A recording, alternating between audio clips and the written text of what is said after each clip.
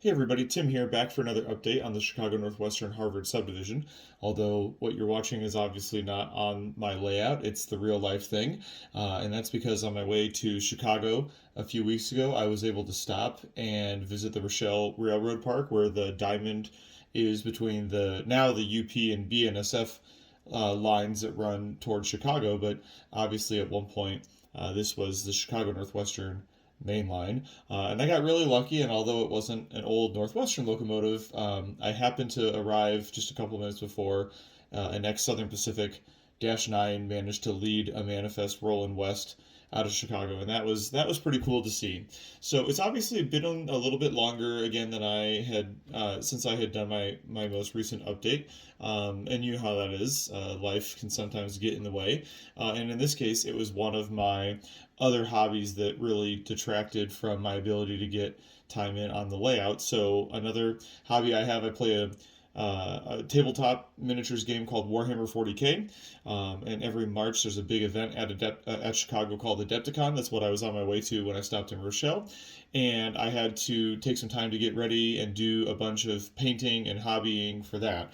I played in a team event with three other guys, and it was my job to get the display board ready for our army that we were using in the tournament. So, unfortunately, I had to utilize my free time to get ready for that, although we had a blast. And then it was time to get back and do some progress on the layout. And I was able to get a few different things started, which I was kind of excited about. One thing I really wanted to start working on with this project was figuring out how to do custom painting for my rolling stock on my own. I'll definitely need to do a good amount of custom painting just because obviously I'm trying to envision that the CNW still exists in the 21st century, which when obviously it doesn't.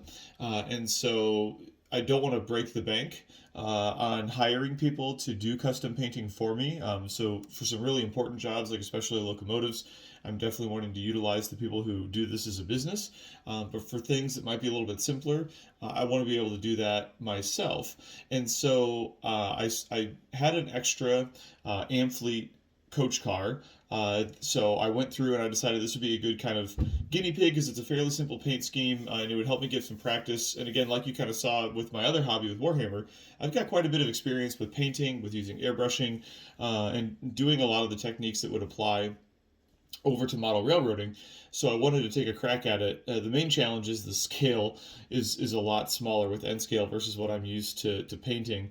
So I started off, I stripped the paint as best I could using 90% isopropyl alcohol, and then I went through and did a base coat of gray. I wanted to do a real neutral color. I didn't want to do white. I figured that would be almost too bright. And especially, yellow can be a real challenge, and what you prime and put underneath the yellow really can make a pretty big difference in terms of how it actually, ends up turning out.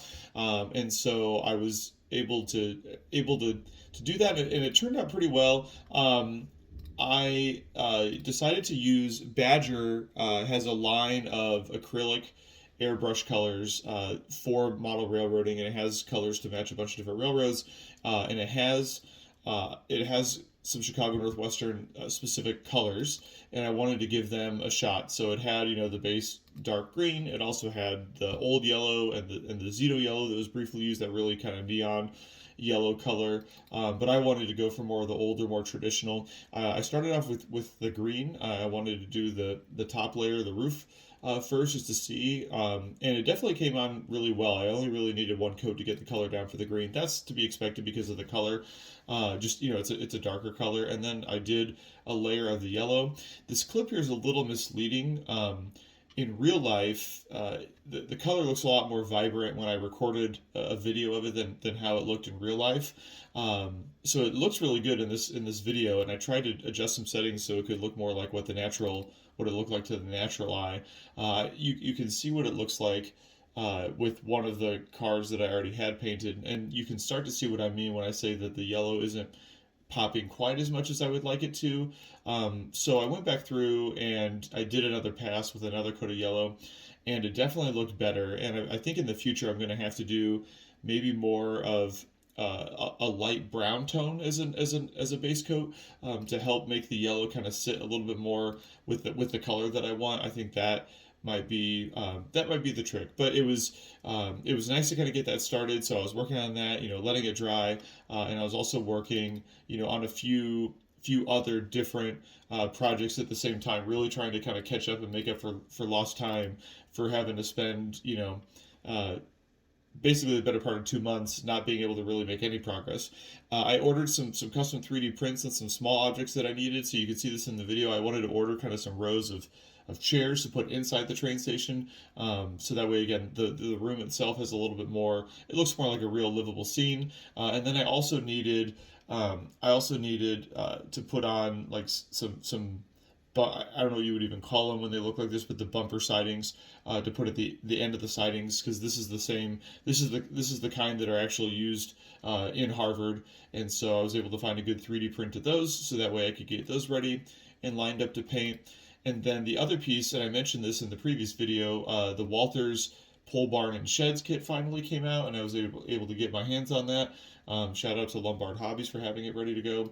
And so I started, I put two, it actually has like one pretty large building and then three small ones. I put two of them together to get a good feel for it. They're obviously pretty simple kits to construct because they're pretty straightforward buildings. But again, very similar to one of the actual structures that you can see this near the tracks in Harvard. And so after that, while I was waiting for that to dry, I went back through and did one last little bit of touch up. You can see on the car I was working on, you can see towards the left side, kind of by the first bay of windows, you can definitely see there's a little bit too much yellow, and it kind of blotches up where I had done the paint, where I'd done the tape line. The painter's tape I was using wasn't precise enough, and you can definitely see that where the transition is. I think in the future I've got some Tamiya tape that's for more fine scale modeling. I think I'm just gonna have to use that going forward. But I was feeling really good about that. And while I was waiting and working on that piece, I then brought in the section where I wanted to place the buildings to kind of figure out how I wanted to do placement, because there's a road leading up to the main structure. So I wanted to try and get a sense of distance and what I would need to do to make that work. And I wanted to use some of the other structures on one of the other dominoes as well. One design change decision that I went ahead and made was I went ahead. We've got the far right sectional done with the curved pieces. We've got the center section done, which is the bulk of the yard, and then we have kind of the vertical section. But I decided that rather than having two pieces on the left hand side, I decided to have one 4x3 section that would be scenic all the way around, and just to help cut down on some of the labor and construction demands, because the main thing that I really wanted to focus on was, again, I wanted to keep dabbling a little bit in scenery and a little bit in painting, but the main thing I wanted to really do was finish building the remaining sections so I could just start running trains. Because, in all the previous clips I've shown you, I've had to start and stop within just a few seconds. I'm not able to actually let the trains just run. And I really wanted to get to the point, especially as the weather is nicer, where I could set up the whole thing in my garage and just let trains run and really get a feel for, what it's like to pass through the scene. So I got that 4x3 section done and built, which again would kind of serve as a bookend and a transition to the kind of back sections. And you can see it's pretty good size, and it's going to allow for me to have a good size radius still for both of the tracks. So there will be nice broad sweeping curves. And again, I want the whole thing scenic, so that way you can see, especially the 400, it'd be really cool to see it on the super elevated curve moving around at a pretty decent speed through a scenic area. So I was excited about that. But then right as I was about to lay the foam down and then get ready to build the next section, we kind of had a nice little surprise. When I started this series, I said that I kept repeating, and I've told you guys this is kind of my practice layout, right? I don't have space in my current house to set up a permanent layout. That's why I'm building these on these 4x2 sections that I'm able to store away in my garage and I'm not working on them. But fates aligned, and we put an offer in on a new house that we wanted to get that had the space and everything we were kind of looking for, and it was accepted. And so that obviously put everything on hold because we had to get our house ready to show.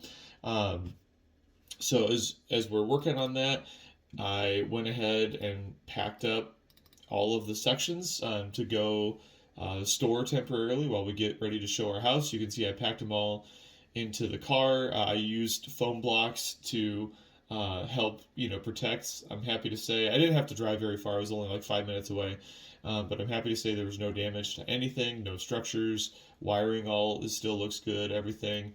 And thankfully, I'm able to store a lot of the stuff over at my parents' house who live close by. So, but that puts everything on pause. And although I'm storing this, I think this might be potentially the last video about the current iteration of the Harbor subdivision because within a few weeks we're going to be moving into the new house, which will have space in the basement for me to set up a permanent layout. And we're still kind of working out, where my space is going to be. We want to make sure we actually, we obviously have enough room to store everything. But I'm really excited. This is a really cool development that I wasn't really expecting, and it's literally just all happened within the last few days. So this is kind of a bittersweet update because I've really enjoyed working on this iteration of the Harbor subdivision, but I'm also really, really excited to be able to work on a permanent layout. And I think obviously I'm going to preserve all the structures that I've worked on. But I think, and as much of the track and switches as I can, but outside of that, it's kind of exciting to be able to take the lessons that I've learned from everything that I've done in these episodes so far and start over. And I'm really eager to do things kind of in the normal sequence, right? Like I've really done basically everything, right? I've done track laying, wiring, scenery, wiring for just like scenic lights, and generally you see people lay down the whole layout and then they'll get the track laid, so that way they can run trains. I'm excited to do that because, like I said, I really miss out on being able to just run trains and then slowly build up the scenery around it. So, like I said, this will be the final update of this version of the Harvard sub. The next episode will be kind of a back to basics planning episode. I'll figure out exactly how much space I have. I'll show you kind of my preliminary design considerations. My plan is to do a multi-level layout with a helix. So I want to show you kind of what my vision is, what part of this line, again, what I'm choosing to model isn't changing. And I've really kind of enjoyed modeling Harvard. I want that to still be a part of the next version of the layout. But yeah, this is really exciting. So a little earlier than I anticipated. In my earlier videos, I said we were like a year or two away. But again, sometimes life throws you welcome surprises. So thank you for supporting me on this journey so far. Make sure to like and subscribe if you haven't already. And stay tuned for the next video where I kind of walk you through, again, what my design considerations are. I would love your input and advice once I put that initial plan out there. But again, that's all for now. Thanks again, and tune in for the next update where I walk you through what my space will be and what the initial plans are. And hopefully after that you'll see me laying the new bench work and you'll actually see progress here within the next few weeks. So have a good one. Thanks again. Like and subscribe, and we'll see you next time. Bye.